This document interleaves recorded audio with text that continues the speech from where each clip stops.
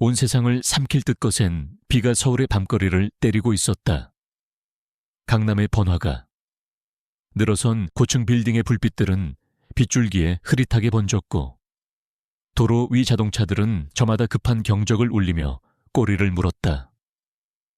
IT 기업 넥서스 테크의 대표 박진우는 방탄 처리된 검은색 SUV 뒷좌석에 앉아 잔뜩 굳은 얼굴로 창밖을 응시했다. 중요한 투자 유치 설명회가 30분 뒤로 다가와 있었지만 그의 마음은 이미 지옥 같은 교통체증 속에 갇혀버린 지 오래였다. 김비서, 얼마나 더 걸릴 것 같나. 낮고 잠긴 목소리에는 짜증이 역력했다. 운전석의 김비서는 룸미러로 진우의 눈치를 살피며 조심스럽게 답했다. 대표님, 최대한 빨리 가고 있습니다만 퇴근 시간과 폭우가 겹쳐서 15분 정도는 더 예상하셔야 할 것 같습니다. 진우는 짧게 혀를 찼다. 15분. 어쩌면 그의 인생에서 가장 중요한 계약이 될지도 모를 이 설명회에 실 5분이나 늦는다는 건 상상조차 하기 싫은 일이었다. 그는 신경질적으로 스마트폰을 꺼내 들었지만 복잡한 마음에 아무것도 손에 잡히지 않았다. 성공, 부, 명예, 세상 사람들이 부러워하는 모든 것을 다 가졌지만 그의 가슴 한구석은 늘 시커먼 구멍이 뚫린 듯 허전했다. 20년 전, 그날 이후로 진우의 시간은 온전히 흐르지 못했다. 빨간 신호등에 차가 멈춰 섰다. 와이퍼가 쉴 새 없이 앞 유리를 닦아냈지만 빗줄기는 더욱 거세질 뿐이었다. 그때 진우의 무심했던 시선이 차창으로 다가오는 한 소녀에게 멈췄다. 낡고 허름한 수제 휠체어. 바퀴는 이미 흙탕물에 반쯤 잠겨 뻑뻑한 소리를 냈고 좌석을 덮은 검은 비닐은 가장자리가 해져 속에 차가운 쇠붙이가 드러나 보였다. 비에 젖어 임에 달라붙은 머리카락 사이로 언뜻 보이는 소녀의 얼굴은 창백했다. 찢어진 비옷 후드로는 가느다란 어깨를 다 가리지 못하는 듯했다. 소녀는 위태롭게 사탕 상자를 한 손에 들고 다른 한 손으로는 휠체어 바퀴를 힘겹게 밀며 다가오고 있었다. 신호가 바뀌기 전에 한 사람에게라도 더 사탕을 팔아야 한다는 절박함이 작은 몸짓에서 느껴졌다. 진우는 미간을 찌푸렸다. 이런 날씨에 저런 몸으로 동정심이 아주 잠깐 스쳤지만 곧 귀찮음이 그 자리를 대신했다. 그는 늘 그랬듯 시선을 피하려 했다. 스마트폰을 귀에 대고 통화하는 척하며 초록불이 켜지기만을 기다렸다. 한두 명의 행인이 소녀를 지나쳤고 몇몇 차는 창문을 굳게 닫은 채 외면했다. 소녀는 그럼에도 울지 않았다. 그저 묵묵히. 마치 그것이 세상에서 자신이 할 수 있는 유일한 일인 것처럼 힘겹게 손을 내밀 뿐이었다. 방탄 SUV 안. 진우는 소녀가 자신의 차창 가까이 다가오는 것을 보며 작게 한숨을 내쉬었다. 제발 그냥 지나가 주길 바랐다. 소녀는 진우의 차창 앞에 멈춰 섰다. 그리고 가냘픈 손을 내밀었다. 사탕 상자를 균형 잡으려는 듯 위태로운 몸짓이었다. 진우는 여전히 통화하는 척하며 눈길을 주지 않았다. 그때였다. 소녀의 마른 목에 걸린 희미한 은색 체인이 그의 시야에 들어왔다. 그리고 그 체인에 매달린 작은 펜던트, 별과 얽힌 작은 하트 모양. 진우의 심장이 멎는 듯했다. 온몸의 피가 차갑게 식어내리는 것을 느꼈다. 비슷하지 않았다. 똑같았다. 20년 전 그가 사랑하는 딸 민지의 가녀린 목에 직접 걸어주었던 바로 그 목걸이. 민지가 병원에서 흔적도 없이 사라지기 불과 몇 분 전에 그는 숨이 막혀오는 것을 느끼며 자신도 모르게 스마트폰을 떨어뜨렸다. 툭 하는 소리와 함께 휴대폰이 최고급 가죽 시트 위로 굴러떨어졌지만 그는 아무것도 신경 쓸 수 없었다. 그의 눈은 오직 소녀의 목에 걸린 펜던트에 고정되어 있었다. 낡고 닳았지만 분명 그가 민지에게 주었던 세상에 단 하나뿐인 목걸이였다. 설마. 입술이 멋대로 움직여 작은 신음을 흘렸다. 그는 떨리는 손으로 차창 버튼을 눌렀다. 스르륵 창문이 내려가자 차 안으로 빗소리와 함께 싸늘한 밤 공기가 밀려 들어왔다. 소녀는 갑자기 열린 창문에 놀란 듯 움찔하며 그를 바라보았다. 진우는 소녀의 목걸이를 뚫어져라 쳐다보다가 이내 소녀의 눈으로 시선을 옮겼다. 그토록 익숙한 눈, 매일 아침 거울 속에서 마주하는 자신의 눈과 똑같은 깊은 갈색 눈동자, 그리고 무언가를 강하게 참으려는 듯 미세하게 떨리는 턱선. 그것은 민지의 엄마, 서연의 모습과 너무나도 닮아 있었다. 강해지려 애쓸 때면 늘 저렇게 턱을 떨곤 했었다. 아니야, 그럴 리 없어. 20년이다. 20년 동안 민지를 찾기 위해 안 해본 일이 없었다. 헛된 제보에 수없이 속았고 절망감에 몇 번이나 무너져 내렸던가. 그런데 지금 이 비오는 밤거리에서 이런 모습으로, 하지만 그의 이성은 이미 감정의 경랑에 휩쓸려 힘을 잃고 있었다. 소녀는 아직 그가 어떤 혼란에 빠져 있는지 알지 못한 채 그저 부드럽지만 단호한 목소리로 입을 열었다. 저 사탕 하나 사시겠어요, 아저씨. 그 목소리, 가늘었지만 흔들림 없는 그 음성. 그것은 단순한 배고픔이나 필요에 의한 것이 아니었다. 세상으로부터 어떤 기대도 하지 않는 법을 배운 사람의 무덤덤한 일상처럼 들렸다. 진우의 가슴 속 무언가가 산산조각 나는 듯했다. 그는 대답하지 못했다. 대신 안전벨트를 풀고 차 문을 열었다. 쏟아지는 비를 아랑곳하지 않고 휠체어 옆으로 다가가 무릎을 꿇었다. 젖은 옷가지에서 나는 퀴퀴한 냄새. 휠체어 바퀴에 금속성 마찰음이 귓가에 생생하게 들려왔다. 그는 떨리는 손가락으로 소녀의 목에 걸린 목걸이를 조심스럽게 만졌다. 이 목걸이 어디서 났니? 숨기려 해도 숨길 수 없는 다급함과 절박함이 그의 목소리에 묻어나왔다. 소녀는 갑작스러운 그의 행동과 목소리에 놀란 듯 몸을 뒤로 물리려 했다. 하지만 휠체어 바퀴가 길가의 작은 돌부리에 걸리면서 균형을 잃고 옆으로 쓰러질 뻔했다. 진우는 반사적으로 소녀의 팔을 붙잡아 가까스로 넘어지지 않도록 부축했다. 가녀린 팔목이 그의 손 안에서 부서질 듯 약하게 느껴졌다. 소녀는 겁먹은 눈으로 그를 올려다보며 떨리는 목소리로 겨우 대답했다. 이건 원래부터 가지고 있었어요. 저를 키워준 아주머니가 엄마 유품이라고 했어요. 진우의 머릿속이 하얗게 비어버리는 듯했다. 키워준 아주머니, 엄마 유품. 그렇다면 이 아이가 정말... 뒤쪽 차들이 경적을 울리기 시작했다. 초록불로 바뀐 지 한참 지난 모양이었다. 하지만 진우는 움직일 수 없었다. 아니, 움직이고 싶지 않았다. 20년의 세월이 이 짧은 순간에 응축되어 그의 심장을 짓누르는 듯했다. 그는 소녀의 눈을 똑바로 바라보며 마지막 남은 한 가닥 희망을 붙잡듯 물었다. 네, 이름이 뭐니?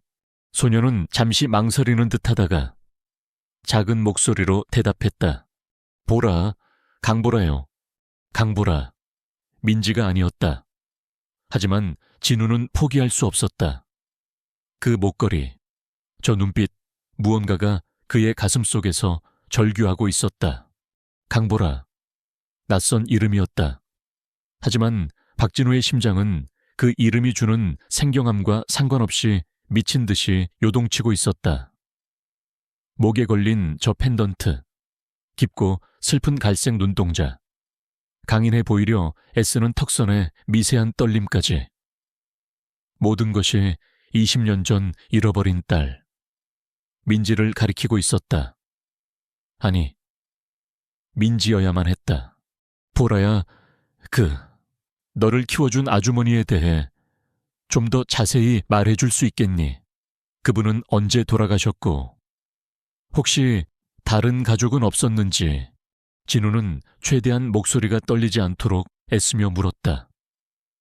뒤에서 울려대는 경적 소리가 점점 더 귀에 거슬렸지만 그는 아랑곳할 수 없었다.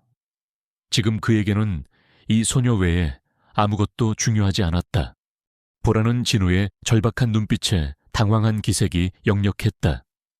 생전 처음 보는 남자가, 그것도 값비싼 차림새의 중년 남자가 자신에게 이런 질문을 퍼붓는 상황이 이해되지 않을 터였다. 하지만 그의 눈빛 속에 담긴 깊은 슬픔과 간절함은 소녀로 하여금 쉽사리 그를 밀어내지 못하게 만들었다. 아주머니는 제가 6살 때 돌아가셨어요. 병으로요. 소녀의 목소리는 빗소리에 묻힐 듯 작았다. 다른 가족은 없었던 것 같아요. 아주머니가 돌아가시고 나서는 그 남편분하고 같이 살았어요. 그 남편분, 소녀가 그 단어를 입에 올릴 때 미세하게 몸을 떠는 것을 진우는 놓치지 않았다. 두려움 혹은 깊은 불안감이 소녀의 작은 어깨를 짓누르고 있는 듯했다. 그럼 그분은 지금 어디 계시니? 네, 아버지시니? 보라는 고개를 가로저었다. 젖은 머리카락이 뺨에 달라붙었다. 아니요, 아빠 아니에요. 그냥 아저씨예요. 아주머니가 돌아가시고 나서 저를 맡아줬는데 저를 별로 안 좋아해요. 돈만 많이 든다고. 그래서 뭐라도 팔아서 돈 벌어오라고 했어요. 소녀의 덤덤한 말투 속에 숨겨진 상처의 깊이가 진우의 가슴을 후벼 팠다. 6살 어린 나이에 유일한 보호자를 잃고 원치 않는 동거인에게 구박받으며 살아야 했던 지난 세월. 만약 이 아이가 정말 민지라면 자신이 상상조차 할 수 없는 고통 속에서 20해를 버텨온 것이었다. 죄책감이 해일처럼 밀려와 그의 숨통을 조였다. 그럼 이 목걸이는 아주머니가 너에게 어떻게 전해주셨는지 기억하니? 보라는 잠시 생각에 잠긴 듯 희미한 눈빛으로 허공을 응시했다. 아주머니가 돌아가시기 직전에 제 목에 걸어주면서 이건 꼭 간직해야 한다고. 엄마가 남긴 유일한 물건이니까 절대로 잃어버리면 안 된다고 했어요. 그리고 다른 사람한테는 말하지 말라고도. 엄마가 남긴 유일한 물건. 그 말은 진우에게 또 다른 혼란을 안겨주었다. 만약 이 아이가 민지라면 그 목걸이는 자신이 민지에게 준 것이지 민지의 엄마인 서연이 준 것이 아니었다. 혹시 기억이 왜곡된 것일까 아니면 자신이 뭔가 잘못 짚은 것일까 하지만 지금은 그런 사소한 불일치를 따질 때가 아니었다. 빵빵 앞차 안 가고 뭐 하는 거야? 뒤에서 참지 못한 운전자의 고함 소리가 터져 나왔다. 진우는 그제야 자신들이 도로 한복판을 막고 서 있다는 사실을 깨달았다. 그는 일단 이 상황을 벗어나야 한다고 판단했다. 보라야, 일단 여기서 이러고 있을 순 없겠다. 내가 네 사탕 다 살 테니 우선 안전한 곳으로 가자. 비도 너무 많이 오고 이 근처에 내가 아는 조용한 카페가 있는데. 진우가 다급하게 말을 이어가며 보라의 휠체어를 밀어주려 할 때였다. 거칠고 위협적인 목소리가 그들의 대화에 끼어들었다. 거기서 뭐 하는 거야? 강보라. 진우는 소리가 난 방향으로 고개를 돌렸다.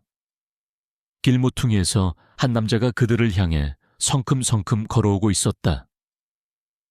험악한 인상에 술 기운이 역력한 얼굴. 낡고 더러운 작업복 차림이었다. 남자는 보자마자 진우의 온 신경을 곤두서게 만들었다. 본능적인 거부감과 함께 강한 경계심이 치솟았다. 보라는 그 남자의 목소리를 듣자마자 사시나무 떨듯 몸을 떨기 시작했다.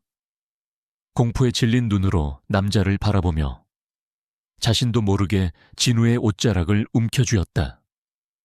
그 작은 행동 하나가 진우에게는 첫마디 말보다 더 큰 의미로 다가왔다. 남자는 순식간에 그들 앞까지 다가와 잔뜩 찌푸린 얼굴로 진우를 위아래로 훑어보았다. 그의 눈빛에는 노골적인 적대감과 의심이 가득했다. 웬 놈이야? 당신 애한테 무슨 수작이야? 남자는 다짜고짜 시비를 걸며 보라의 휠체어 손잡이를 거칠게 잡아챘다. 시간 다 됐는데 아직도 여기서 뭐 하고 어슬렁거려. 이 돈 먹는 기계야. 오늘 할당량은 다 채웠어. 보라는 남자의 윽박지르는 소리에 더욱 몸을 움츠렸다. 금방이라도 울음을 터뜨릴 것 같은 얼굴이었지만 필사적으로 참고 있는 듯 입술을 깨물었다. 진우는 순간 치밀어 오르는 분노를 가까스로 억눌렀다. 저런 천박한 말투, 폭력적인 태도, 이자가 바로 보라가 말한 그 아저씨임이 틀림없었다. 진우는 자리에서 일어서며 남자와 보라 사이를 가로막았다. 그의 키는 남자보다 머리 하나는 더 컸고 단단한 체격에서 뿜어져 나오는 위압감은 남자를 순간적으로 주춤하게 만들었다. 실례지만 누구십니까? 진우는 최대한 침착한 목소리로 물었지만 그 속에는 얼음장 같은 냉기가 서려 있었다. 남자는 진우의 태도에 잠시 당황한 듯 했으나 이내 비릿한 웃음을 흘리며 거들먹거렸다. 누구냐니? 내가 얘 보호자다. 왜 어쭈? 생긴 건 번지르르하게 생겨가지고 혹시 얘한테 뭐 뜯어낼 거라도 있나? 아니면 뭐? 요즘 세상 흉흉하다더니 별종인가? 말씀이 좀 지나치시군요. 진우의 눈빛이 차갑게 빛났다. 저는 이 아이와 잠시 이야기를 나누고 있었을 뿐입니다. 그리고 아이에게 돈 먹는 기계라니. 그건 명백한 아동 학대입니다. 남자는 아동 학대라는 말에 코웃음을 쳤다. 학대 웃기네. 내가 얘를 걷어 먹여주고 재워주는 것만으로도 감지덕지해야 할 판에. 당신이 뭔데 남의 집안일에 감놔라 패놔라야 보라. 이리 안 와. 이놈하고 더 이상 말 섞지 말고. 남자는 보라의 팔을 거칠게 잡아 끌려 했다. 보라는 비명을 지르며 진우의 등 뒤로 숨으려 했다. 싫어요, 아저씨. 제발, 저 좀 살려주세요. 소녀의 절규는 진우의 심장을 갈갈이 찢는 듯 했다. 20년 동안 찾아 헤맸던 딸일지도 모르는 아이. 그 아이가 지금 눈앞에서 공포에 떨며 도움을 요청하고 있었다. 진우는 더 이상 망설일 필요가 없었다. 설령 이 아이가 민지가 아닐지라도 저런 폭력적인 인간의 소나귀에 내버려 둘 수는 없었다. 진우는 남자의 손목을 강하게 뿌리쳤다. 그의 눈에는 더 이상 온화함이라고는 찾아볼 수 없었다. 오직 분노와 단호함만이 이글거리고 있었다. 이 아이에게서 당장 손 떼시죠. 진우의 목소리는 낮았지만 그 안에 담긴 경고의 무게는 결코 가볍지 않았다. 남자는 예상치 못한 저항에 놀란 듯 눈을 부릅떴지만 이내 더욱 악에 받친 얼굴로 소리쳤다. 이 자식이 정말 네가 뭔데 나서 전혀는 내 거야. 내가 데려가겠다는데 무슨 상관이야. 남자는 다시 볼에게 달려들려 했지만 진우는 한 발짝도 물러서지 않고 그 앞을 막아섰다.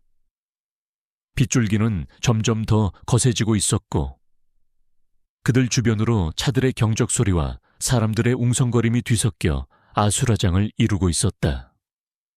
진우는 주머니에서 스마트폰을 꺼내 들었다. 그의 손가락은 망설임 없이 해시 2위를 눌렀다. 박진우의 단호한 112 신고에 강태식의 얼굴이 일그러졌다. 그 역시 이런 상황까지 올 줄은 예상하지 못했던 듯. 당황한 기색이 역력했다. 하지만 이내 다시 악다구니를 쓰기 시작했다. 경찰야, 너 지금 누굴 협박하는 거야? 내가 얘 보호자라고 몇 번을 말해. 경찰 불러봐야 너만 손해야. 이 자식아. 그때 요란한 사이렌 소리가 빗소리를 뚫고 빠르게 다가왔다. 몇 분도 채 지나지 않아 경찰 순찰차 2대가 그들 앞에 멈춰 섰고 제복을 입은 경찰관 4-5명이 채서 내렸다. 한밤중 폭우 속 번화가 교차로에서 벌어진 소란에 주변의 시선이 더욱 집중되었다. 무슨 일입니까? 신고받고 출동했습니다. 가장 먼저 다가온 중년의 경찰관이 상황을 파악하려는 듯 진우와 태식을 번갈아 보며 물었다. 태식은 기다렸다는 듯이 경찰에게 달려가 억울하다는 듯 소리쳤다. 아이고, 경찰관 양반 잘 오셨습니다. 저기 저 멀쩡하게 생긴 양반이 길에서 우리 보라한테 이상한 수작을 걸고 내가 뭐라 하니까 나한테 행패를 부리지 뭡니까? 내가 얘 아저씨고 보호자인데 말입니다. 진우는 어이가 없다는 듯 헛웃음을 지었다. 제가 이 아이에게 접근한 것은 맞습니다. 하지만 저 사람이 말하는 방식과는 전혀 다릅니다. 저는 이 아이가 진우는 잠시 말을 멈췄다가 결심한 듯 말을 이었다. 이 아이가 20년 전에 잃어버린 제 딸일지도 모른다는 생각에 말을 걸었습니다. 그리고 저 남자는 명백히 이 아이를 학대하고 있었습니다. 직접 보십시오. 아이의 상태를. 경찰관들은 진우의 말에 다소 놀란 표정을 지으며 볼에게 시선을 돌렸다. 빗물에 젖어 초라한 행사액, 공포에 질린 눈빛, 낡아빠진 휠체어. 누가 봐도 평범한 상황은 아니었다. 일단 자세한 이야기는 서로 들어가서 하셔야겠습니다. 여기서 이러시면 다른 분들께도 피해가 갑니다. 다들 경찰서로 같이 가주시죠. 결국 진우와 보라, 그리고 강태식은 각기 다른 순찰차에 나눠 타고 가까운 지구대로 향했다. 진우는 보라가 탄 차를 따라가면서 차창 밖으로 보이는 소녀의 작은 뒷모습에 가슴이 미어지는 것을 느꼈다. 제발, 제발 자신의 예감이 맞기를. 지구대는 밤늦은 시간임에도 불구하고 몇몇 민원인과 경찰관들로 어수선했다. 그들은 한쪽 구석에 마련된 조사실로 안내받았다. 강태식은 여전히 자신이 보라의 유일한 보호자임을 주장하며 큰 소리를 쳤지만 경찰관들은 그의 말을 곧이곧대로 듣지 않는 눈치였다. 진우는 차분하게 20년 전 딸 민지를 잃어버린 경위와 보라의 목에 걸린 목걸이가 당시 딸에게 걸어주었던 것과 똑같다는 사실을 진술했다. 목걸이 하나만으로는 단정하기 어렵습니다. 박진우 씨, 비슷한 디자인일 수도 있고요. 젊은 경찰관이 미심쩍다는 듯 말했다. 진우는 답답함에 가슴을 쳤다. 그때 진우의 등 뒤에 숨어있던 보라가 작은 목소리로 입을 열었다. 저 아저씨, 혹시 이거. 보라는 떨리는 손으로 품속에서 무언가를 꺼냈다. 그것은 여러 번 접혀 너덜너덜해진 낡은 종이 조각이었다. 조심스럽게 펼쳐진 종이에는 빛바랜 사진 한 장이 붙어 있었다. 젊은 시절의 진우와 그의 아내 서연, 그리고 그들 품에 안겨 해맑게 웃고 있는 갓난아기의 모습이었다. 아기의 목에는 분명 오늘 보라가 하고 있던 것과 똑같은 별과 하트 모양의 펜던트가 걸려 있었다. 진우는 사진을 보는 순간 숨이 멎는 듯 했다. 온몸의 세포 하나하나가 전율하는 것 같았다. 저 사진은 민지가 태어난 직후 병원에서 찍었던 가족 사진이었다. 당시에는 폴라로이드로 몇 장 찍어 간직했었는데 그중 하나가 어떻게, 보라야, 이 사진은 어디서 아주머니가 돌아가시기 전에 목걸이랑 같이 줬어요. 이것도 엄마 유품이라고 아무한테도 보여주지 말라고 했는데 보라는 금방이라도 울음을 터뜨릴 듯한 얼굴로 진우를 올려다보았다. 진우는 더 이상 참지 못하고 보라를 끌어안았다. 그의 어깨가 가늘게 떨리고 있었다. 민지야, 내 딸 민지, 살아있었구나. 살아있어 줘서 고맙다. 그의 목소리는 울음에 잠겨 제대로 이어지지 못했다.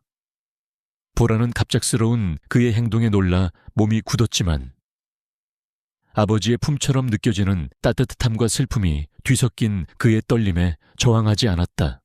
경찰관들도 이 예상치 못한 상황에 잠시 할 말을 잃은 듯했다. 사진이라는 명백한 증거 앞에서 강태식의 주장은 힘을 잃어가고 있었다. 그는 당황한 얼굴로 소리쳤다. 저건 가짜야. 전현이 어디서 이상한 걸 주워와서는 내가 쟤를 20년 가까이 키웠는데 내가 모를 리가 없어. 하지만 그의 발악은 공허하게 들릴 뿐이었다. 젊은 경찰관은 즉시 실종 아동 데이터베이스에서 박민지라는 이름을 검색하기 시작했다. 20년 전 서울중앙병원 신생아 집단 유괴 미수 사건과 관련된 실종 아동. 당시 대대적인 수사가 이루어졌지만 결국 범인을 잡지 못하고 미제 사건으로 남아있었다. 상황이 복잡해지자 지구대에서는 이 사건을 관할 경찰서 여성청소년과로 이관하기로 결정했다. 그리고 아동학대 및 실종 관련 사건 프로토콜에 따라 아동보호 전문기관의 사회복지사에게도 연락이 취해졌다.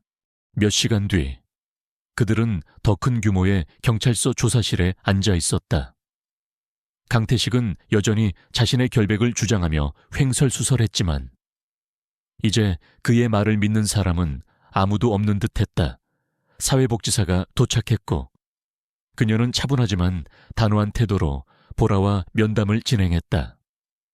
진우는 초조하게 복대서 기다릴 수밖에 없었다. 얼마 후 사회복지사가 나와 진우에게 말했다. 박진우 씨, 현재 강보라 양, 아니 박민지 양으로 추정되는 아동은 강태식 씨로부터 분리 조치가 필요하다고 판단됩니다. 학대 정황이 명확하고 아동의 심리 상태도 매우 불안정합니다. 유전자 검사 결과가 나올 때까지. 그리고 강태식 씨에 대한 수사가 진행되는 동안 민지 양은 저희 기관과 연계된 셔터에서 보호받게 될 겁니다. 진우는 가슴이 철렁 내려앉는 동시에 안도감을 느꼈다. 민지가 안전한 곳으로 가게 된다는 사실은 다행이었지만 이제 막 찾은 딸과 또다시 헤어져야 한다는 사실이 그를 힘들게 했다. 제가 민지를 데리고 있으면 안 되겠습니까? 저는 아이 아버지입니다. 20년 동안 찾아 헤맸습니다. 사회복지사는 안타깝다는 듯 고개를 저었다. 마음은 충분히 이해합니다. 하지만 아직 법적으로 박진우 씨가 민지 양의 친부라는 것이 확정되지 않았습니다. 유전자 검사가 최우선입니다. 결과가 나오면 그때 다시 논의할 수 있을 겁니다. 그리고 민지 양에게는 전문적인 심리 상담과 치료도 필요합니다. 지금은 그게 우선이에요. 법과 절차라는 거대한 벽 앞에서 진우는 무력감을 느꼈다. 하지만 사회복지사의 말이 옳았다. 민지를 위해서는 가장 안전하고 올바른 절차를 따라야 했다. 그는 고개를 끄덕였다. 잠시 후 보라, 아니 어쩌면 민지일 그 아이가 사회복지사의 손을 잡고 조사실에서 나왔다. 소녀는 진우를 보자 걸음을 멈추고 그를 물끄러미 바라보았다. 그렁그렁한 눈망울에는 두려움과 함께 작은 희망의 빛이 감돌고 있었다. 진우는 소녀에게 다가가 무릎을 꿇고 눈을 맞췄다. 괜찮을 거야, 아저씨가. 아니 아빠가 꼭 다시 데리러 올게.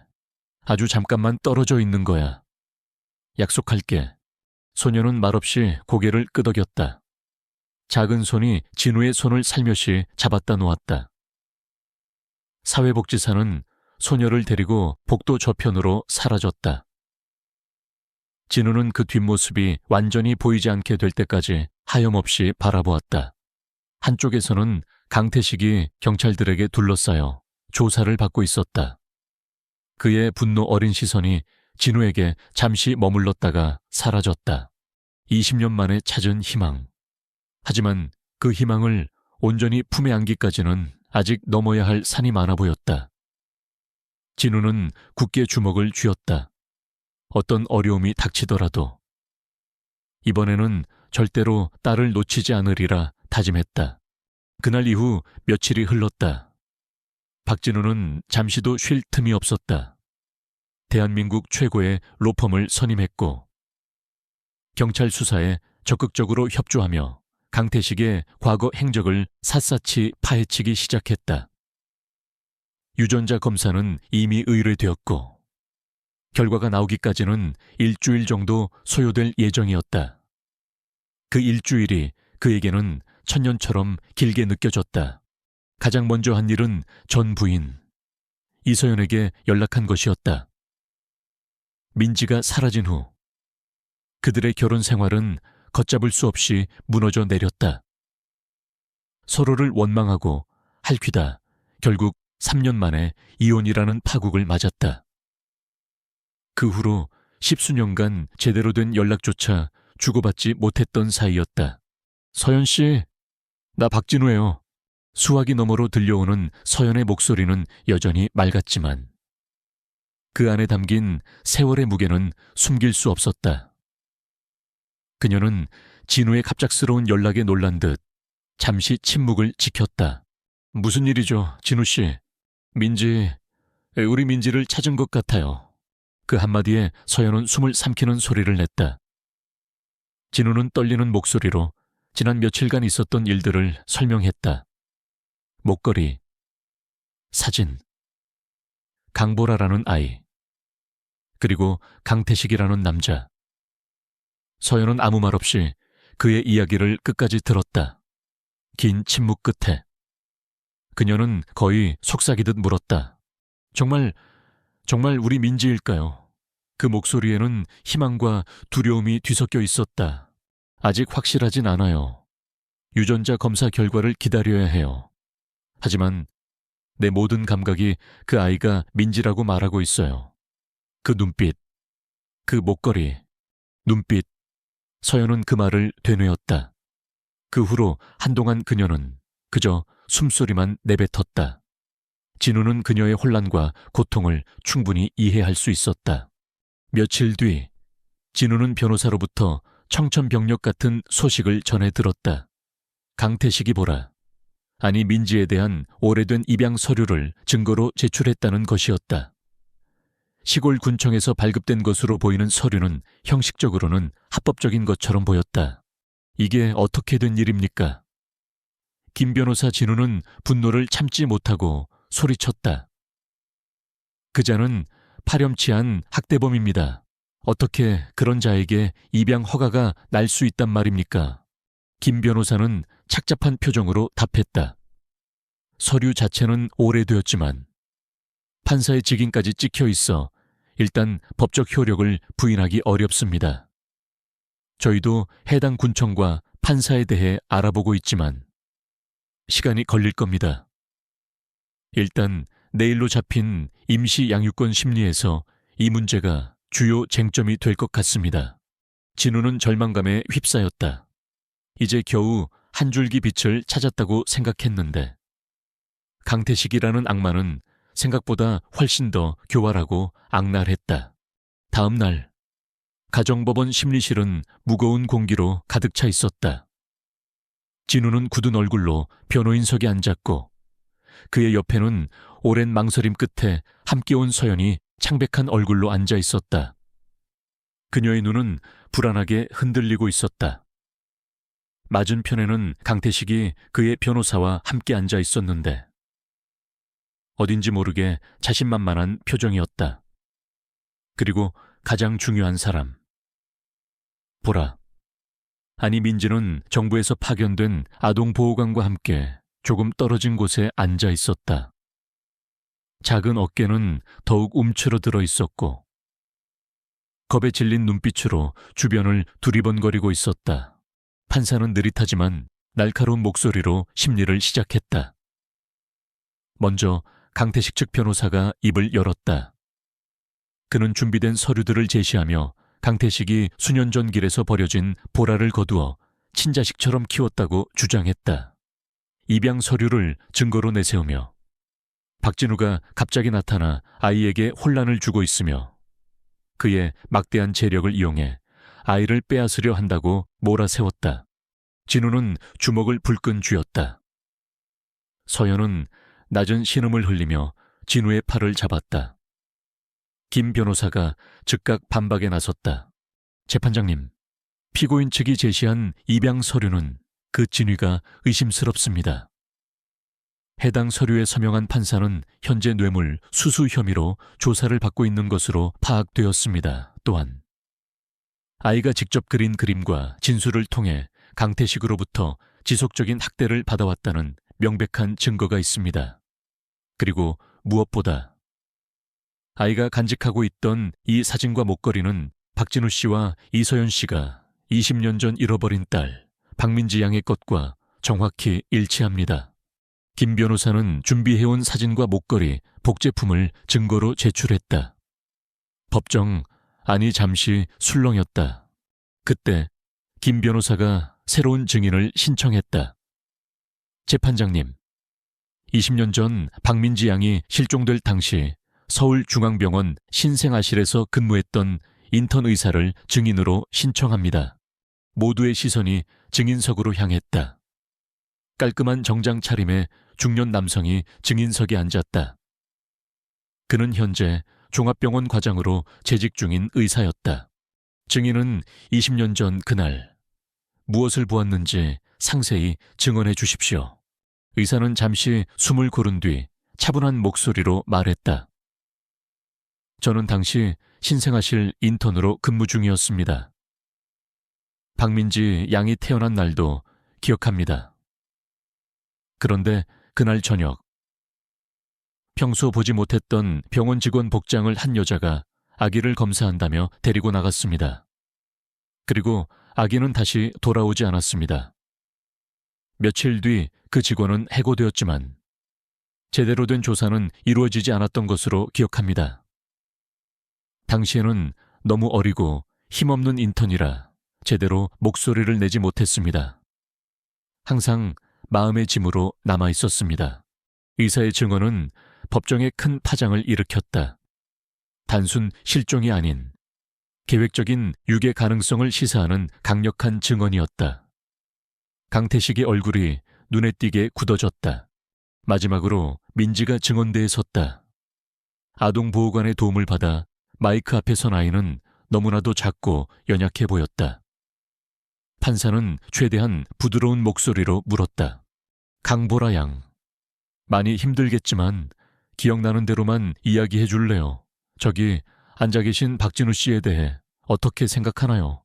민지는 떨리는 목소리로 입을 열었다. 저는 잘 모르겠어요. 하지만 아주머니가 돌아가시기 전에 이 목걸이랑 사진을 주면서 엄마 유품이라고 했어요. 아무한테도 말하지 말라고. 그리고 저 아저씨는, 강태식 아저씨는 저를 때리고 돈 벌어오라고 했어요. 학교도 못 가게 하고. 아이의 목소리는 점점 더 작아졌고 눈에는 눈물이 그렁그렁 맺혔다. 저는 제가 어디서 왔는지 알고 싶어요. 그냥 아프지 않고 살고 싶어요. 판사가 다시 물었다.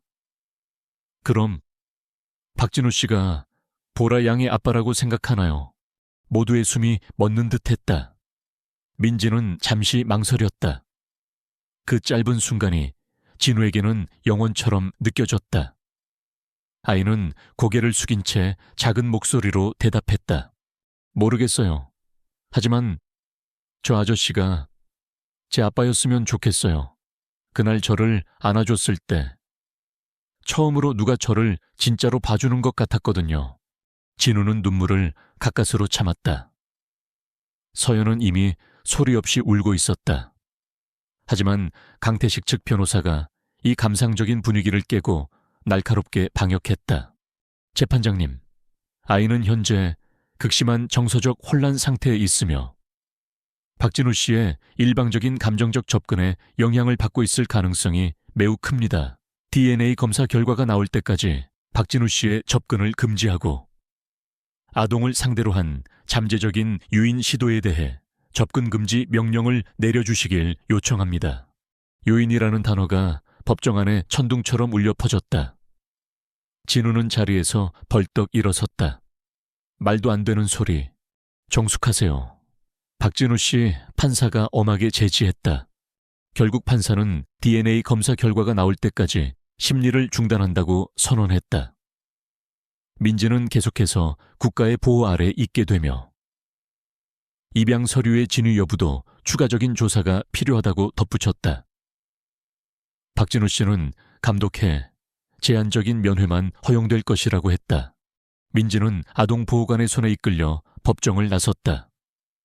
이번에는 뒤돌아보지 않았다. 아이의 작은 뒷모습은 혼란과 슬픔으로 가득 차 보였다. 진우는 망연자실한 표정으로 그 자리에 주저앉았다.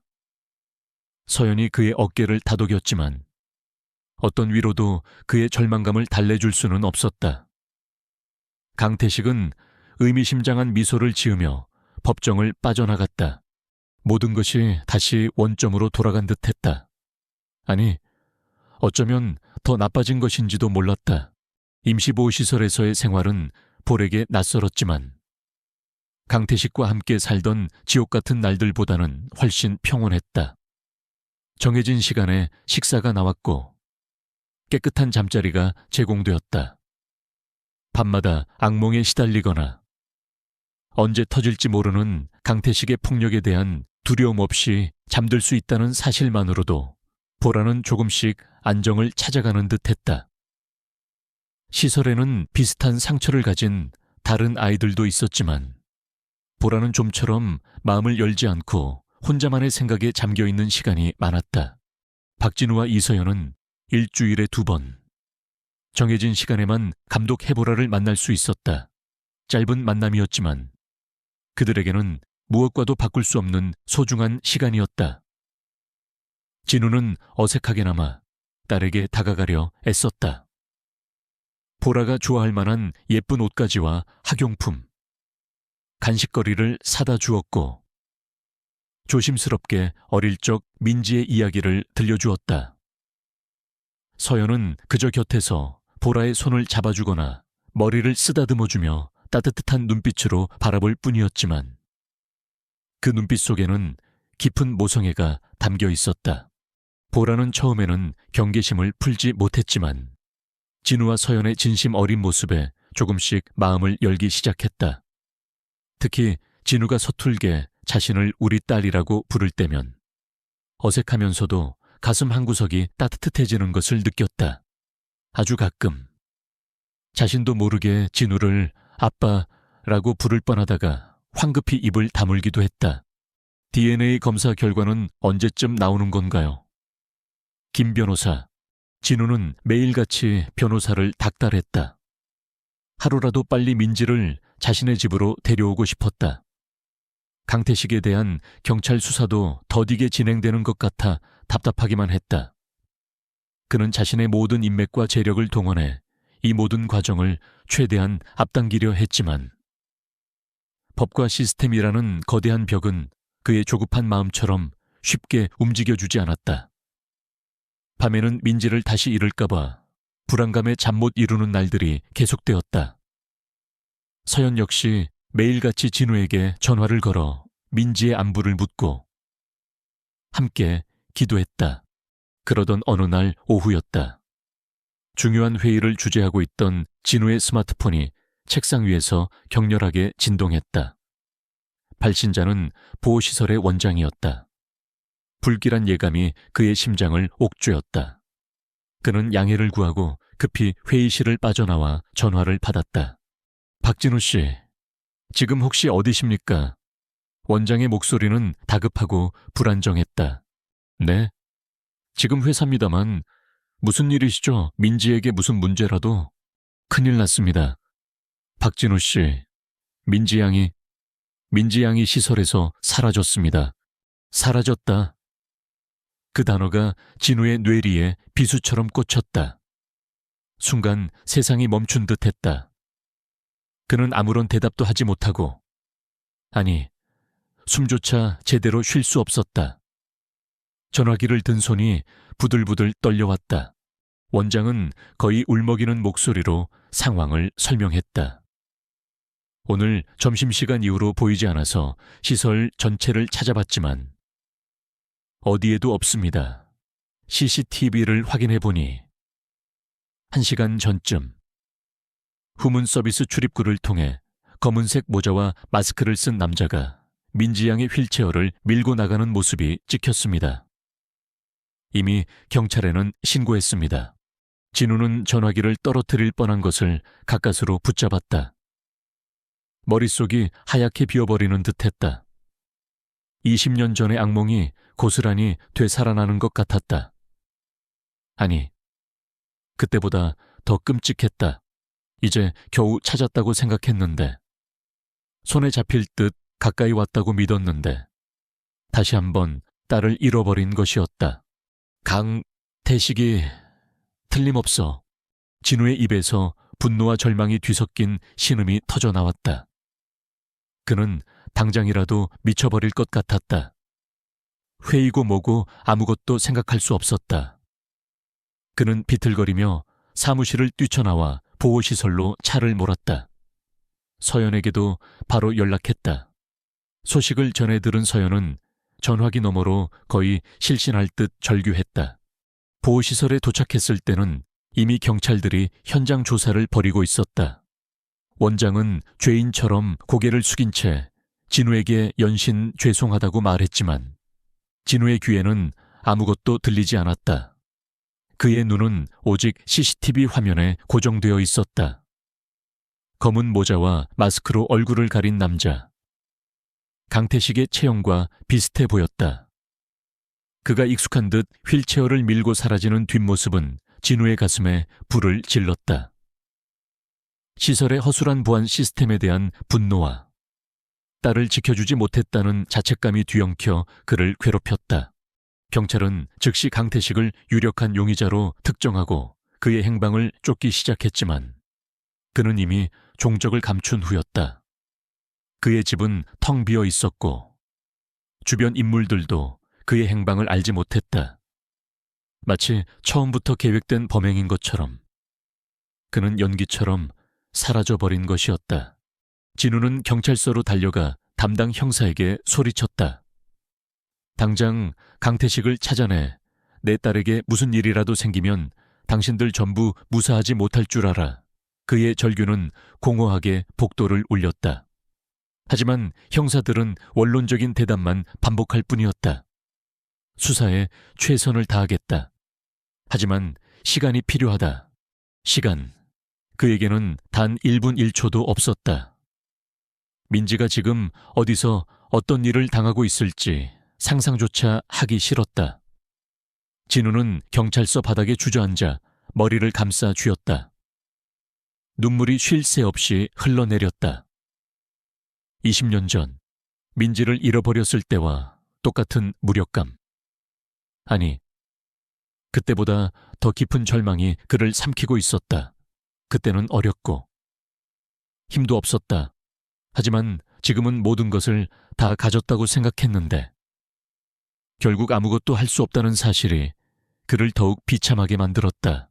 서연이 뒤늦게 경찰서로 달려왔다. 그녀의 얼굴은 눈물로 얼룩져 있었고 다리는 후들거려 제대로 서 있지도 못할 정도였다.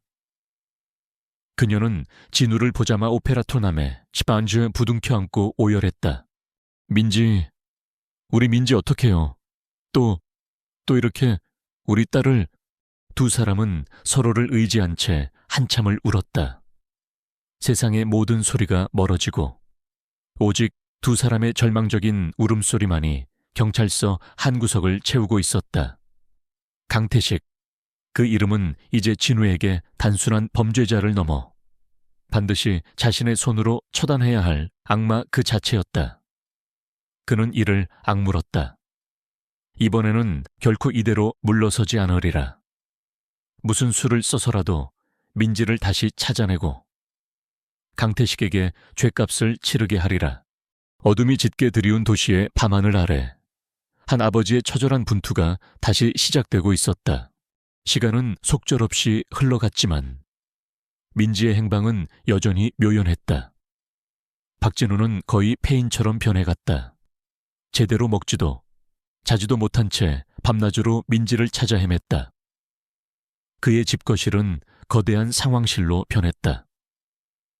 서울 전역의 지도가 벽을 뒤덮었고 사설 탐정들과 전직 경찰 출신 보안 요원들이 쉴 새 없이 드나들었다.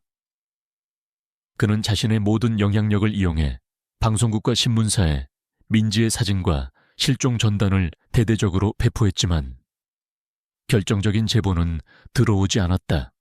경찰은 여전히 강태식의 연고지를 중심으로 수사를 벌이고 있었지만 뚜렷한 성과는 없었다. 진우는 매일같이 경찰서를 찾아가 담당 형사를 닥달했지만 돌아오는 대답은 늘 최선을 다하고 있습니다. 라는 공허한 메아리뿐이었다. 그는 점점 더 깊은 절망 속으로 빠져들었다. 이소연은 그런 진우의 곁을 지키며 어떻게든 그를 일으켜 세우려 애썼지만 그녀 역시 하루하루 말라가고 있었다. 밤이 되면 진우는 아무도 없는 민지의 옛방에 들어가 20년 전 모습 그대로 놓여있는 아기 침대를 부여잡고 소리 없이 울었다. 그러던 어느 날 경찰로부터 한 통의 전화가 걸려왔다. 익명의 제보자가 강태식의 먼 친척 소유였던 양평의 한 폐가를 알려왔다는 것이었다. 일말의 희망을 품고 진우는 경찰과 함께 양평으로 향했다. 수십 년은 방치된 듯한 낡은 농가는 을씨년스러웠고 주변에는 인적조차 드물었다. 경찰들이 집 안팎을 샅샅이 뒤지기 시작했다. 진우는 초조하게 차 안에서 기다렸다.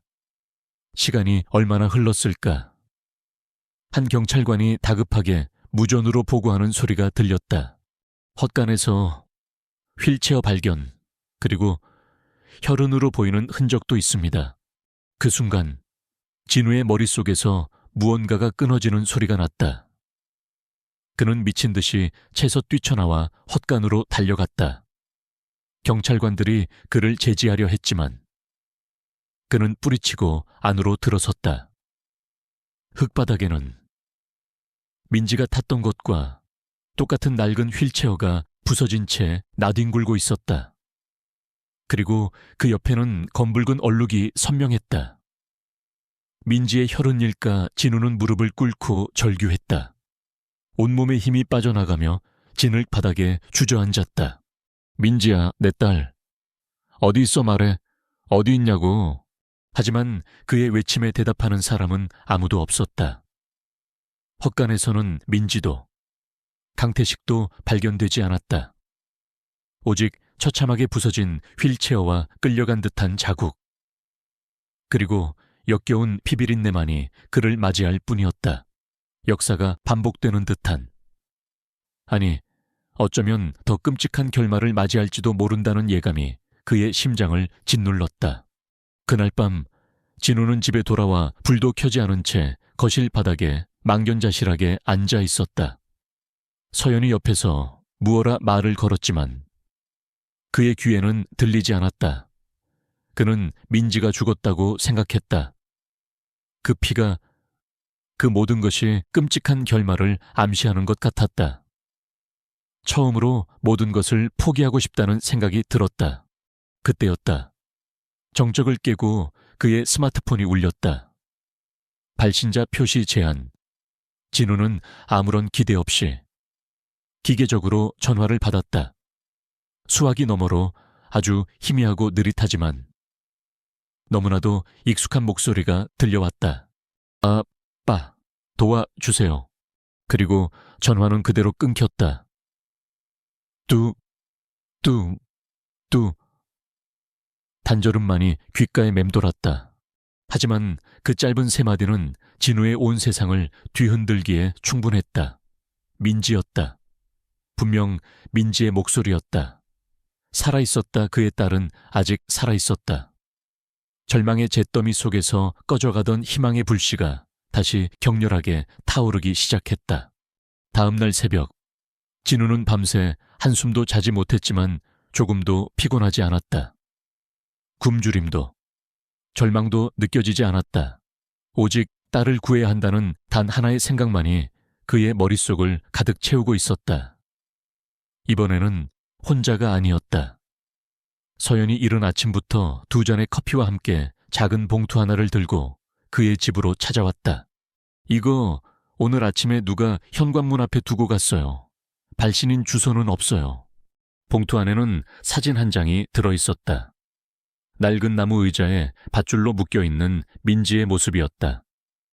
배경으로는 썩은 나무 벽과 나무잎으로 가려진 창문, 그리고 2시 12분을 가리키는 낡은 아날로그 시계가 보였다. 어제 민지에게서 전화가 걸려왔던 바로 그 시간이었다. 진우는 돋보기를 가져와 사진을 자세히 살폈다. 이 시계 80년대 시골 분교 같은 곳에서 쓰던 구형 모델이야. 그리고 저 벽은 오래된 헛간이나 창고 같아. 그는 즉시 사설 탐정에게 연락해 인근 지역의 폐교나 오래된 농가시설들을 다시 한번 검토하라고 지시했다. 그때 서연이 사진 한쪽 구석을 가리켰다. 진우 씨, 저거 혹시 사진의 귀퉁이, 민지의 발치 근처에 숯검댕 같은 것으로 희미하게 쓰인 글씨가 있었다. 자세히 보니 그것은 알파벳 M과 숫자 7이었다. M7, MC, 이게 뭘까? 진우는 중얼거렸다. 건물 번호, 방번호 아니면 민지가 남긴 암호. 어쩌면 마운틴 세븐 아니면 도로 번호일 수도 있지 않을까요? 지도에서 M7 국도나 지방도를 찾아봐요. 서연이 다급하게 말했다. 탐정은 즉시 노트북으로 지도를 검색하기 시작했다. 잠시 후 그가 외쳤다. 찾았습니다. 양평 근처에 M7번 지방도가 있습니다. 거의 사용되지 않는 옛날 도로인데 오래된 농장지대들을 관통합니다. 그중 한 곳이 최근 현금으로 거래되었는데 디지털 기록은 남아있지 않습니다. 진우는 더 이상 망설이지 않았다. 그는 자동차 키를 움켜쥐었다. 서연과 탐정은 이미 그의 뒤를 따르고 있었다. 그들은 허가도, 경찰의 지원도 기다릴 시간이 없었다. 오직 딸을 구해야 한다는 일념만이 그들을 이끌고 있었다. 어둠이 차에 가시지 않은 새벽. 세 사람은 M3번 지방도를 향해 질주하기 시작했다. 차창 밖으로 스쳐 지나가는 풍경은 그들의 절박한 마음처럼 빠르게 흘러가고 있었다. M3번 지방도는 지도에 표시된 것보다 훨씬 더 외지고 황량했다. 내비게이션조차 신호를 잃은 지 오래. 박진우는 오직 감과 탐정의 보조에 의지해 차를 몰았다. 마침내 탐정이 가리킨 낡은 농가로 향하는 좁은 비포장도로에 접어들었을 때 동이 트기 시작한 하늘은 여전히 잿빛이었다. 마른 옥수수밭과 뒤틀린 고목들 사이에 숨겨진 듯 자리한 낡은 목조 건물은 금방이라도 쓰러질 것처럼 위태로워 보였다. 그들은 건물에서 100m 이상 떨어진 곳에 차를 세웠다. 이서연은 불안한 얼굴로 진우의 손을 잡았다. 조심해요. 여보. 아니. 진우 씨, 무슨 일 생기면 바로 연락하고. 그녀의 목소리가 가늘게 떨렸다. 진우는 서연의 어깨를 다독이며 말했다. 걱정 말아요. 30분 안에 우리가 나오지 않거나 무슨 소리가 들리면 바로 경찰에 신고해요. 탐정님, 준비되셨죠? 사설 탐정은 고개를 끄덕이며 허리춤에서 무언가를 확인하는 듯 했다. 두 남자는 소리 없이 채서 내려 낡은 건물로 향했다. 발걸음을 옮길 때마다 마른 나무잎이 부스러지는 소리가 유난히 크게 들렸다.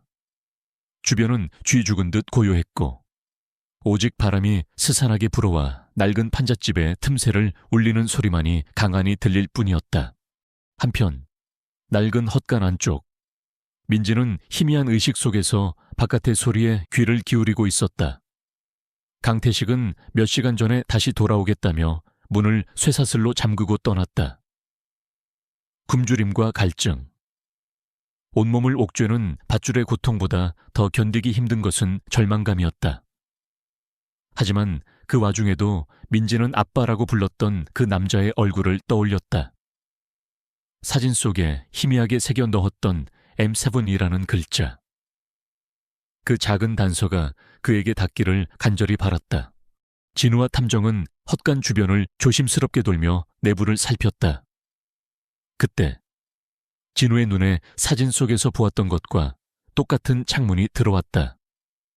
작은 나무 판자로 반쯤 가려진 창문 너머로 사진 속 시계와 같은 모델의 낡은 시계가 먼지 쌓인 채 걸려 있었다. 바늘은 2시 12분에 멈춰 있었다. 여기가 틀림없었다. 탐정은 챙겨온 도구로 낡은 자물쇠를 부수려 했지만 생각보다 단단했다. 진우는 더 이상 기다릴 수 없다는 듯 주변에 있던 돌덩이를 집어들어 창문 유리를 내리쳤다. 쨍그랑 요란한 소리와 함께 유리가 깨져나갔고 그는 깨진 창문 틈으로 손을 넣어 안쪽 걸쇠를 풀었다. 민지야, 박민지. 진우는 어두컴컴한 헛간 안으로 뛰어들며 딸의 이름을 불렀다. 퀴퀴한 먼지 냄새와 곰팡이 냄새가 코를 찔렀다. 그의 목소리가 메아리처럼 울렸다. 그때 아주 희미하게 거의 들릴 듯 말 듯한 소리가 그의 귓가에 와 닿았다. 아, 진우는 소리가 들려온 방향으로 미친 듯이 달려갔다. 헛간 구석. 먼지 쌓인 건초더미 위에 민지가 밧줄에 묶인 채 쓰러져 있었다. 얼굴은 창백했고 입술은 바싹 말라 있었다. 하지만 그 눈빛만은 초롱초롱하게 빛나며 그를 향하고 있었다. 민지야, 내 딸.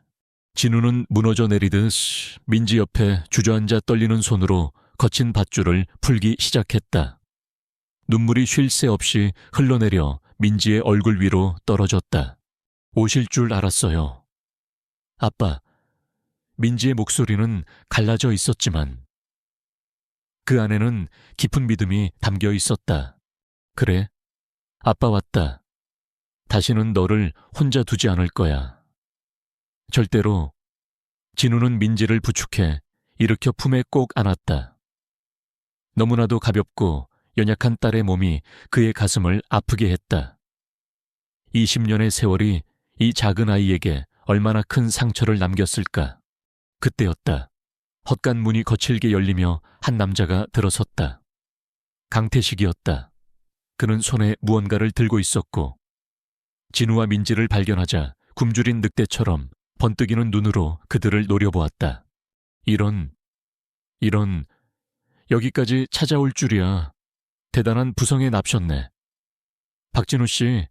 강태식은 비릿한 웃음을 흘렸다. 진우는 민지를 자신의 등 뒤로 숨기며 일어섰다. 탐정도 어느새 그의 옆으로 다가와 강태식을 경계했다. 끝났어. 강태식. 내 놈의 악행도 여기까지다. 진우의 목소리는 분노로 떨리고 있었다. 강태식은 코웃음을 쳤다. 끝나. 뭐가 끝나. 전현을 데리고 사라지면 모든 게 해결될 것 같나. 어림없는 소리. 저 아이는 내 놈 것이 아니야. 단 한 번도 내 놈의 것이었던 적이 없어. 그래, 20년 동안 내가 전현을 먹이고 입혔는데도 낡은 목걸이 하나랑 너덜너덜한 사진 쪼가리 때문에 전현이 내 딸이 될 것 같아. 강태식은 조롱하듯 말했다. 진우는 한 걸음 앞으로 다가섰다. 그의 눈빛은 불타는 듯했다. 내가 저 아이의 도와주세요 라는 목소리를 들은 유일한 사람이니까. 그것만으로도 나는 내 놈보다 훨씬 더 자격 있는 아버지다.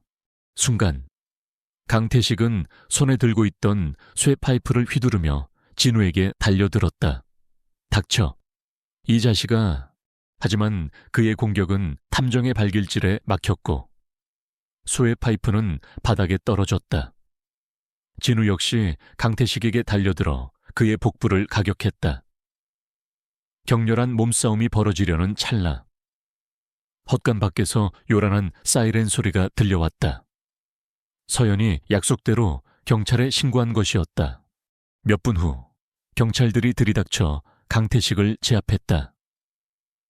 그는 수갑이 채워지는 순간까지도 악에 받쳐 소리쳤지만 이제 그의 말을 들어주는 사람은 아무도 없었다. 민지는 구급차에 실려 병원으로 옮겨졌다. 진우는 내내 딸의 손을 꼭 잡고 있었다. 구급차 문이 닫히기 직전 민지가 힘겹게 눈을 뜨고 그를 바라보며 물었다. 아빠, 만약에 검사 결과가 제가 아빠 딸이 아니라고 나오면 그래도 저를 원하실 거예요. 진우는 부드럽게 민지의 얼굴을 어루만지며 대답했다. 그의 목소리는 그 어느 때보다 진실했다. 너는 이미 내 딸이야. 네가 나를 바라보고 내가 네 눈 속에서 내 모든 삶을 발견했던 그 순간부터 아무것도 변하지 않아. 민지의 눈에서 뜨거운 눈물이 흘러내렸다. 그것은 슬픔의 눈물이 아니었다. 길고 길었던 어둠의 터널 끝에서 마침내 한 줄기 빛을 발견한 사람의 눈물이었다. 구급차는 희미하게 밝아오는 새벽빛을 가르며 병원을 향해 달렸다.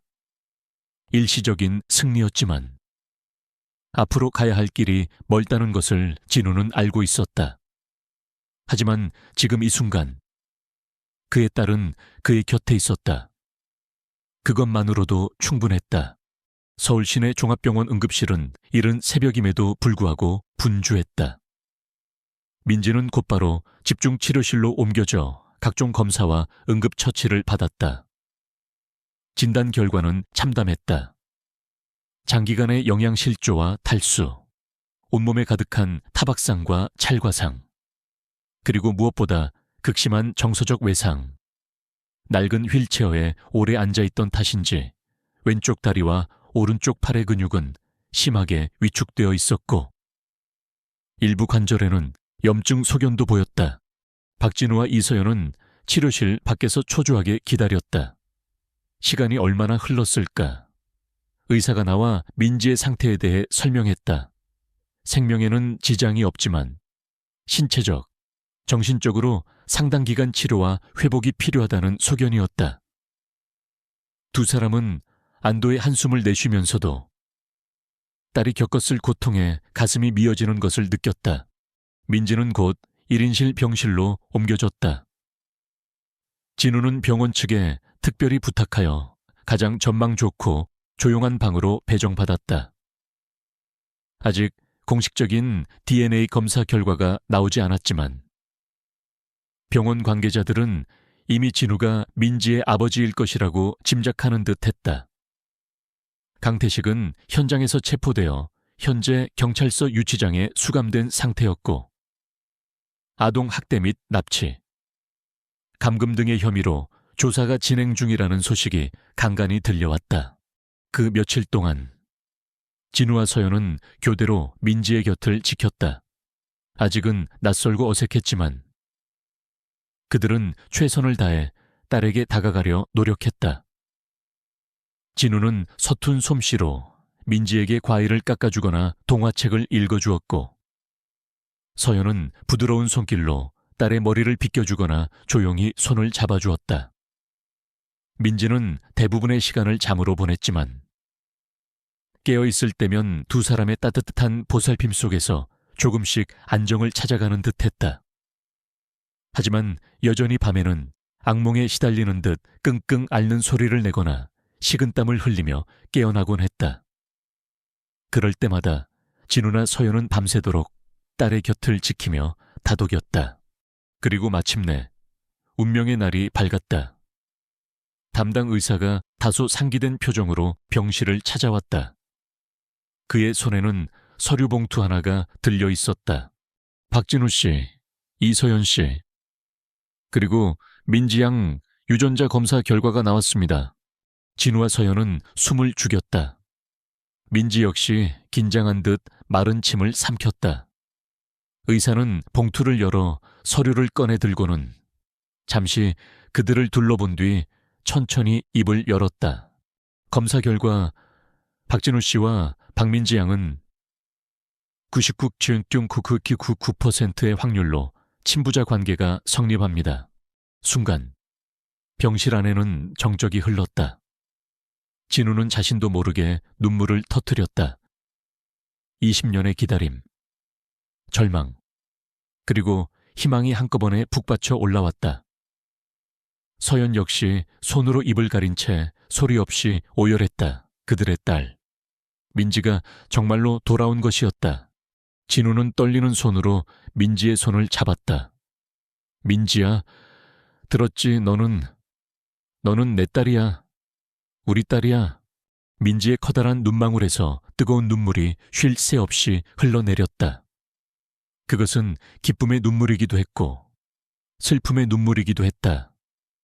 자신을 길러준 아주머니가 했던 거짓말, 강태식에게 당했던 학대, 그리고 지난 20년 동안 자신이 누구인지도 모른 채 살아왔던 시간에 대한 서러움이 한꺼번에 터져 나온 것이었다. 하지만 그 눈물 속에는 마침내 자신의 뿌리를 찾았다는 안도감과 기쁨도 함께 담겨 있었다. 아빠, 민지의 입에서 아주 작은 목소리로, 하지만 분명하게 아빠라는 단어가 흘러나왔다. 그 한마디에 진우는 세상 모든 것을 다 가진 듯한 기분을 느꼈다. 그는 민지를 부드럽게 안아주었고 그 품 안에서 민지는 한참을 흐느꼈다. 서연도 다가와 두 사람을 함께 감싸 안았다. 병실안은 세 사람의 눈물과 침묵, 그리고 그 어떤 말로도 표현할 수 없는 깊은 감정으로 가득 찼다. 그날 이후 민지는 조금씩 변화하기 시작했다. 진우를 아빠라고 부르는 것이 조금 더 자연스러워졌고 서연에게도 아주 가끔이지만 엄마라고 조심스럽게 부르기도 했다. 아직은 많이 어색하고 서툴렀지만 그들은 그렇게 조금씩 진짜 가족이 되어가고 있었다. 민지의 신체적인 회복을 위해 재활 치료가 시작되었고 심리적인 안정을 위한 전문 상담도 병행되었다. 진우는 민지가 퇴원하면 함께 살 집을 꾸미는 일에 몰두했다. 20년 동안 비워두었던 민지의 방을 딸이 좋아할 만한 것들로 새롭게 단장했고 민지가 편안하게 생활할 수 있도록 집 안 곳곳을 세심하게 정비했다. 병원에서의 생활은 단조로웠지만 그 안에는 작은 행복들이 숨쉬고 있었다. 진우가 읽어주는 동화책 소리, 서연이 정성스럽게 떠먹여주는 과일, 창밖으로 보이는 서울의 풍경을 함께 바라보며 나누는 소소한 대화들. 아직은 서로에게 조심스럽고 어색한 부분도 많았지만 그들의 눈빛 속에는 서로를 향한 깊은 애정과 이해가 자리 잡고 있었다. 퇴원 날짜가 정해졌다. 민지는 아직 혼자서는 걷기 힘들었지만 표정은 눈에 띄게 밝아져 있었다. 진우는 딸을 위한 최신형 휠체어를 준비했고 서연은 민지가 입고 나갈 예쁜 옷들을 골랐다. 새로운 시작을 앞둔 그들의 마음은 설렘과 동시에 약간의 불안감도 감돌았다. 병원이라는 안전한 울타리를 벗어나 세상으로 나아가는 것. 그리고 과거의 상처를 완전히 극복하고 행복한 가정을 이루는 것은 결코 쉽지 않은 여정일 터였다. 하지만 지금 그들에게 가장 중요한 것은 서로가 함께 있다는 사실이었다. 20년이라는 긴 세월을 뛰어넘어 마침내 다시 만난 가족. 그들의 이야기는 이제 막 새로운 장을 열고 있었다. 민지가 마침내 병원에서 퇴원하던 날. 하늘은 거짓말처럼 맑고 햇살은 따사로웠다. 박진우의 대저택에 도착했을 때 민지는 자신의 눈앞에 펼쳐진 광경에 잠시 할 말을 잃었다. 넓은 정원과 웅장한 집의 모습은 그동안 상상조차 해본 적 없는 풍경이었다. 진우는 민지를 휠체어에서 조심스럽게 안아 올려 그녀의 방으로 안내했다. 20년 동안 주인을 기다려온 방은 아름답게 꾸며져 있었지만 한쪽 벽에는 진우가 민지가 태어나기 전 직접 만들어주었던 낡은 밤하늘 모양의 수면등이 여전히 희미한 불빛을 내고 있었다. 민지는 그 불빛을 한참 동안 바라보았다.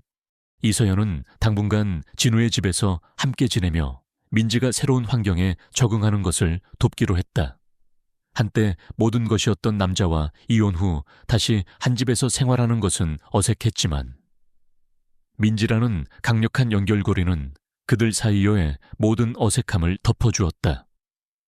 그들은 이제 부부가 아닌 오직 민지의 부모로서 서로를 대했다. 때로는 서툴렀지만 그들의 협력은 민지에게 안정감을 주었다.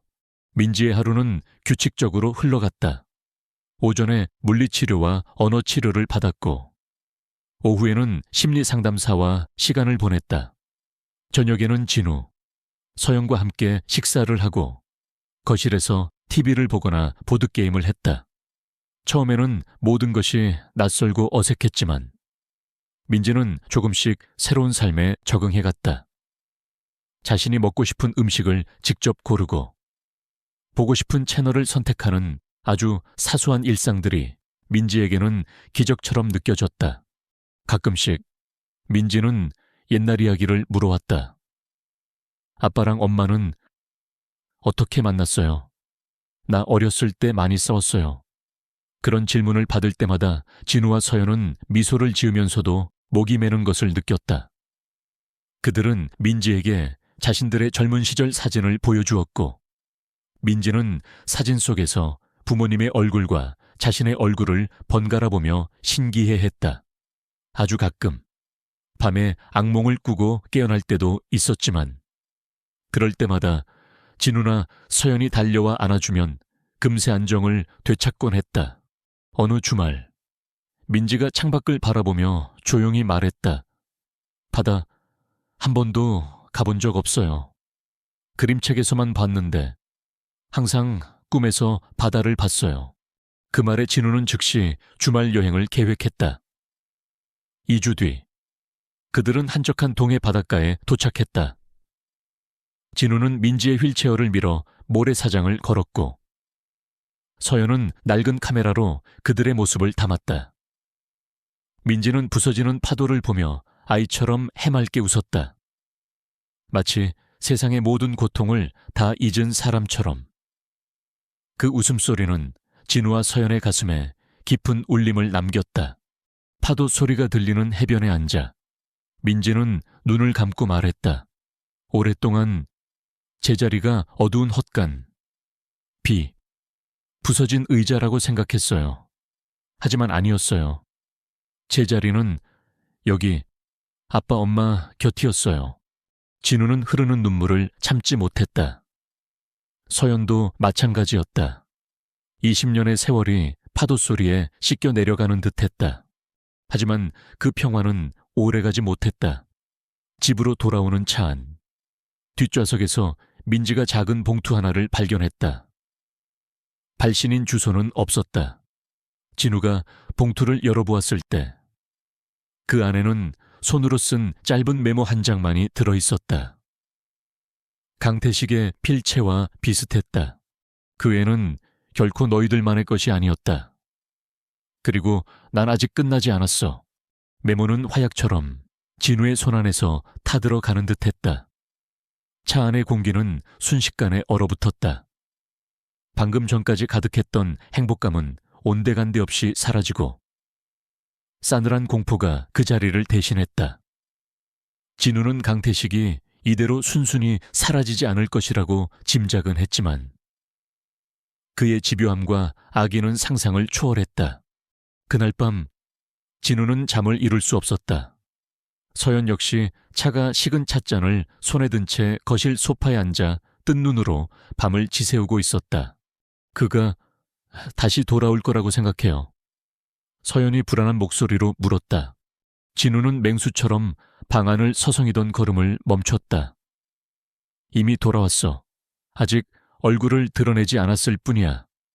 강태식은 힘으로 부수는 법만 아는 놈이 아니야. 사람을 어떻게 망가뜨리는지 아는 놈이지. 완벽한 순간을 기다릴 거야. 늘 그랬듯이 진우는 즉시 집 안팎의 보안 시스템을 최고 등급으로 강화했다. 전문 경호 인력을 추가로 고용했고 민지의 방 창문에는 방탄 필름까지 시공했다. 경찰에도 이 사실을 알리고 강태식에 대한 감시 강화를 요청했지만 수감 중인 그가 어떻게 이런 편지를 보낼 수 있었는지, 아니면 외부 조력자가 있는 것인지 모든 것이 불확실했다. 민지에게는 이 사실을 알리지 않았지만 아이는 예민하게 부모의 불안감을 감지하는 듯했다. 웃음소리가 줄었고 밤에 깨는 횟수도 잦아졌다. 진우는 딸에게 평범하고 안전한 삶을 주고 싶었지만 현실은 그를 끊임없이 과거의 악몽 속으로 끌어들이려 하고 있었다. 과거는 여전히 날카로운 발톱을 숨긴 채 그들 가족을 노려보고 있는 듯했다. 보이지 않는 위협은 그들의 일상에 무거운 그림자를 드리웠다. 강태식의 편지가 도착한 며칠 뒤, 한밤중에 저택의 경보음이 요란하게 울렸다. 박진우는 총알처럼 침대에서 뛰쳐나와 계단을 내려갔다. 보안 카메라에는 뒤뜰에서 재빠르게 움직이는 그림자 같은 형체가 포착되었다가 이내 사라졌다. 즉시 출동한 경찰과 보안팀이 집 안팎을 샅샅이 수색했지만 강제로 침입한 흔적도 발자국도 발견되지 않았다. 단순한 오작동이거나 누군가의 악의적인 장난일 수도 있었다. 하지만 진우의 마음은 불안감으로 술렁였다. 다음 날 아침, 민지가 자신의 휠체어 팔걸이에 놓여있는 작은 단추 하나를 발견했다. 그것은 민지가 어릴 적 자신을 길러주었던 아주머니가 즐겨 입던 낡은 블라우스의 단추와 똑같았다. 아주머니 역시 강태식에게 평생을 휘둘리며 살았던 피해자였다. 민지는 비명을 지르거나 울지 않았다. 그저 차갑게 식은 얼굴로 단추를 집어들어 진우에게 건네며 조용히 말했다. 그가 여기 왔었어요. 저를 기억나게 하려는 거예요. 제가 예전에 저로 돌아가길 바라는 거예요. 그 순간 진우의 인내심이 바닥을 드러냈다. 그는 단추를 부서져라 움켜쥐었다. 이젠 끝내야 해. 더 이상 강태식의 망령에 휘둘리며 살 수는 없었다. 딸에게 평범한 일상을 되찾아주기 위해서라도 이 악연을 자신의 손으로 끊어내야만 했다. 진우는 그동안 고용했던 사설 탐정팀과 함께 강태식의 주변 인물들을 다시 한번 샅샅이 훑기 시작했다. 대부분은 입을 다물었지만 끈질긴 압박과 회유 끝에 강태식의 옛 동업자 중 한 명이 마침내 입을 열었다. 그는 강태식이 오래전부터 시내 동쪽 외곽에 버려진 건물 지하에 비밀스러운 아지트를 두고 있으며 그곳은 세상에 드러나서는 안 될 것들을 보관하는 장소라고 했다. 진우는 그곳으로 향했다. 만일을 위해 탐정에게는 뒤를 따르되 자신이 연락하기 전에는 절대 모습을 드러내지 말라고 신신당부했다. 낡은 콘크리트 건물 지하는 기름 냄새와 먼지 냄새로 가득했다.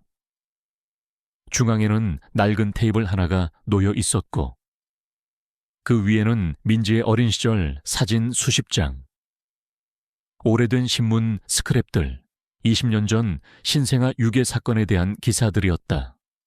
그리고 강태식의 뒤틀린 집착을 보여주는 메모들이 어지럽게 널려 있었다.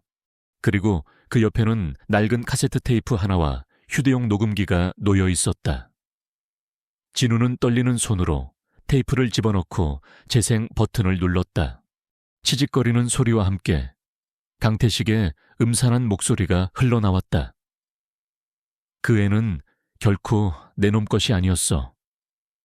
박진우, 내 놈이 그 애를 병원에 내팽개친 순간부터 권리를 잃은 거야. 아무도 하지 않은 일을 내가 했지. 나 내 방식대로 그 애를 키웠어. 그 애는 내 것이었고 다시 내 것이 될 거야. 진우는 숨이 막히는 것을 느꼈다. 하지만 이어지는 목소리는 그를 더욱 깊은 절망으로 빠뜨렸다. 그것은 민지를 길렀던 아주머니의 목소리였다. 그녀가 죽기 전에 남긴 녹음된 고백이었다. 그이가 그 애를 데려와야 한다고 했어요. 큰 돈이 된다고, 병원에서 도와줄 거라고. 전 부모가 있는 애인 줄은 몰랐어요. 그 후에 무슨 일이 벌어질지도 몰랐고요. 그냥 그이가 이번 일만 잘 되면 모든 게 달라질 거라고 약속해서.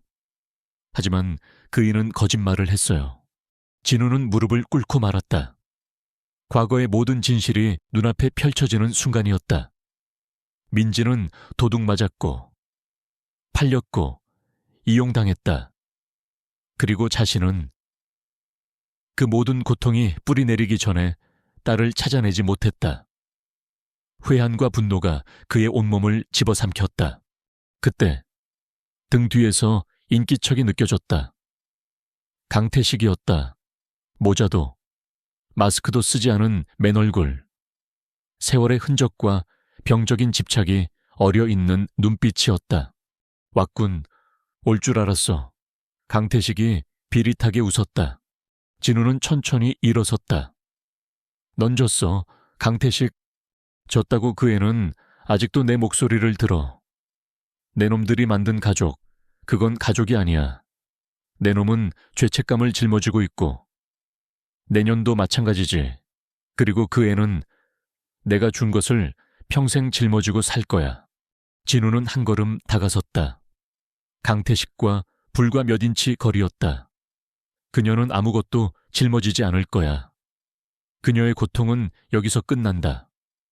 그리고 너는 사라지는 거야. 순간 강태식이 품에서 작고 낡은 칼을 꺼내 들었다.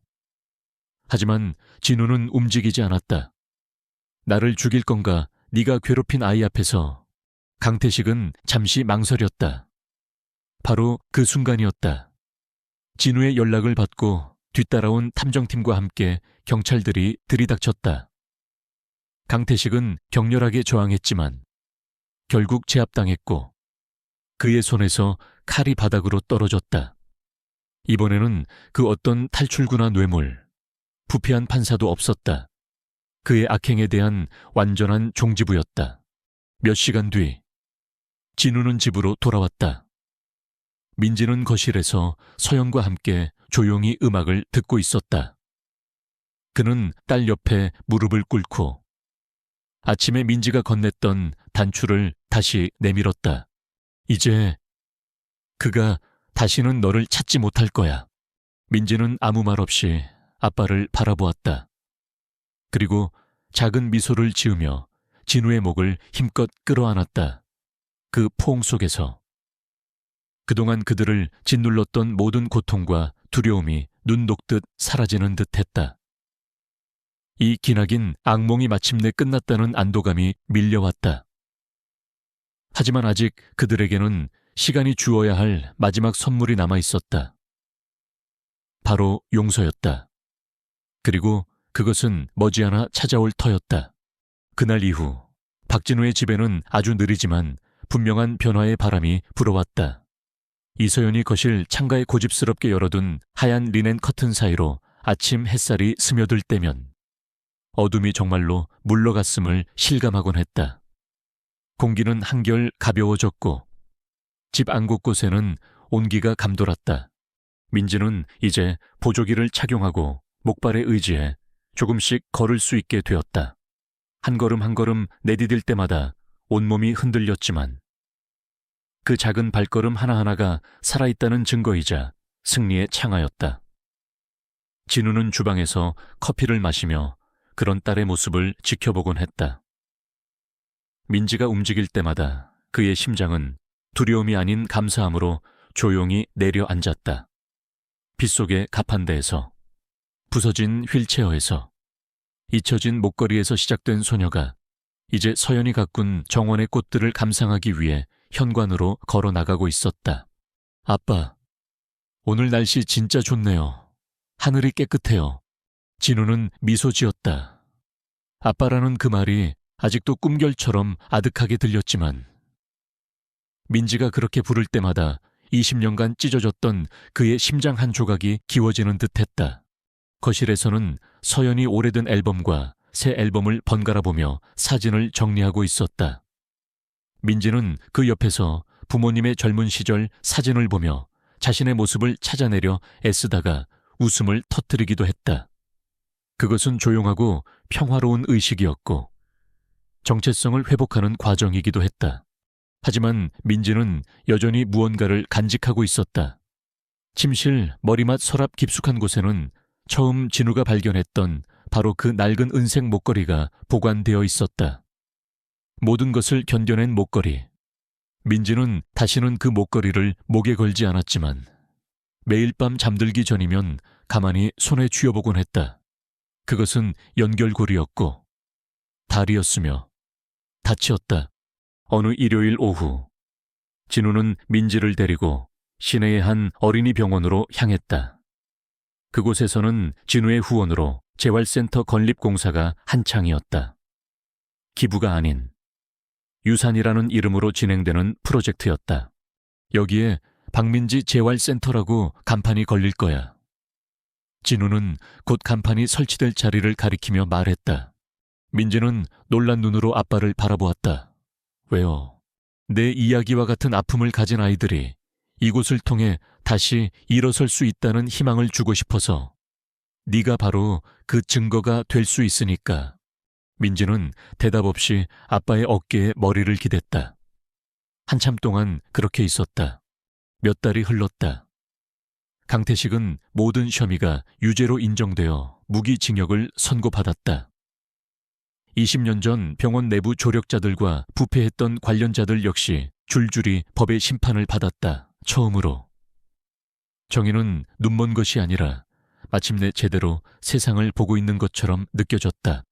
그리고 마침내 민지가 예상치 못한 행동을 했다. 진우의 생일날 민지는 서툰 글씨로 꾹꾹 눌러 쓴 편지 한 통을 그에게 건넸다. 아빠에게 아빠를 아빠라고 부르기까지, 두려움 없이 그렇게 부르기까지 참 오랜 시간이 걸렸어요. 저에게 아빠라는 단어는 부재, 고통, 침묵이었으니까요. 하지만 아빠가 모든 걸 바꿔줬어요. 저를 봐주고 제 이야기에 귀 기울여주고 아무도 없을 거라고 생각했을 때 저를 안아줬어요. 이제 알아요. 제 자리는 어두컴컴한 헛간이 아니었어요. 멈춤과 약속으로 가득 찬 이 집. 아빠와 엄마 곁이었어요. 제가 살아온 시간을 잊지는 않을 거예요. 하지만 그 시간이 저를 정의하도록 내버려 두지도 않을 거예요. 저는 더 많은 것을 원해요. 그리고 아빠, 엄마 곁이라면 저는 더 많은 것을 할 수 있다는 걸 알아요. 생일 축하드려요. 그리고 저를 찾아와줘서 고마워요. 사랑을 담아. 민지가. 진우는 편지를 읽으며 울었다. 고통 때문이 아닌 평화로움에서 오는 눈물이었다. 그날 밤 집에는 케이크와 음악, 새로운 친구들의 웃음소리가 가득했다. 진우와 서연은 어색하지만 즐겁게 춤을 추었고 민지는 그 모습을 보며 의자에서 넘어질 뻔할 정도로 크게 웃었다. 하지만 그 무엇보다 중요한 순간은 따로 있었다. 잠자리에 들기 전 민지는 그 낡은 은색 목걸이를 자신의 침대 머리맡에 걸어두었다. 상실의 상징이 아닌 귀환의 상징으로. 그리고 자기 자신에게만 들릴 만큼 작은 목소리로 속삭였다. 이제 내가 누군지 알 것 같아. 창밖의 정원에는 형형색색의 꽃들이 만발해 있었고 세상은 마침내 다시 시작하기로 선택한 한 가족의 품 안에 충분히 들어갈 만큼 작아 보였다. 길고 길었던 폭풍이 지나가고 그들 가족에게는 따스한 새벽이 찾아오고 있었다.